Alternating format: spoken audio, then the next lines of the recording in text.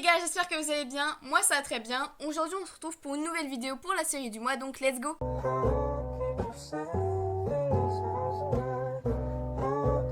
Donc la série comporte 2 saisons, une saison avec 8 épisodes et une deuxième saison avec 6 épisodes. Donc chaque épisode dure 45 minutes. L'histoire débute dans une petite ville. On retrouve une famille comportant les parents et leurs enfants, dont un fils qui s'appelle Rasmus et une fille ayant comme nom Simone. Leur fils est malade et porte un virus inconnu. Heureusement, son père est médecin et s'occupe de son fils. À leur maison, apparemment, l'hôpital n'accepterait pas de faire les soins qu'il procure à son enfant. Un jour où des examens ont lieu pour Simone, son père vient la chercher en vitesse, puis partent vers un abri où ils seront protégés de la pluie. Vous allez me dire pourquoi. La pluie est infectée d'un virus qui tue toute personne recevant une goutte d'eau. Ils sont donc déposés à l'abri et leur père part pour trouver un remède. Le même soir, ils perdent leur mère qui les avait sauvés de la pluie à cause d'un problème rencontré. Donc je vais donner mon avis sur la première saison. La saison 1 était pas très logique et longue au démarrage.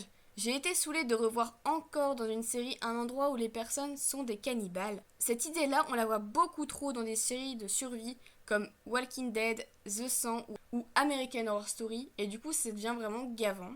J'ai trouvé cette idée intéressante pour le virus, mais il est de moins en moins présent dans la série. Le problème, c'est que tout tourne autour de Rasmus. Donc j'ai regardé la saison 2 il y a très longtemps maintenant, je tourne ma vidéo assez tard, car j'avais regardé la saison 2 quand c'était sorti, et du coup je vous sors seulement la vidéo maintenant. Donc la saison 2, j'ai plus apprécié la saison 2 que la saison 1, elle est beaucoup plus intéressante, enrichissante dans la série. Tout est encore ciblé sur Rasmus, mais il n'est pas énormément présent.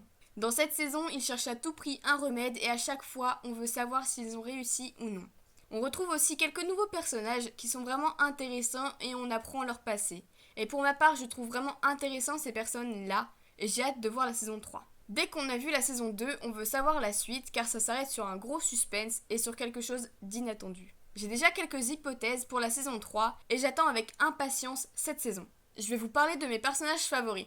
Donc j'ai bien aimé Sarah qui est apparue dans la saison 2 et Kira aussi qui est apparue dans la saison 2. Kira est vraiment très forte et j'aime beaucoup que cette femme ait autant de force. Sarah m'a fait énormément de peine avec son passé et c'est touchant ce qu'elle a fait à chaque fois avec Rasmus. J'ai aussi détesté énormément de personnages et je comprends toujours pas ce qu'ils font dans la série. Donc il y a Léa et Jean qui sont au tout début dans la saison 1. Léa et Jean, ils m'énervent plus qu'autre chose en fait dans leurs gestes et je trouve pas ça intéressant de voir les moments où ils apparaissent. Surtout qu'on les voit beaucoup dans la saison 2 et vraiment, j'aime pas du tout leurs personnages, je les trouve pas intéressants. Donc voilà, ce sera tout pour ma vidéo. Dites-moi si vous avez vu la série, ce que vous en avez pensé vous ou pas. Je veux pas de spoil dans les commentaires s'il vous plaît pour les autres personnes qui aimeraient peut-être découvrir la série. N'hésitez pas aussi à mettre des pouces bleus, à mettre des commentaires et à vous abonner à la chaîne si ce n'est pas encore fait.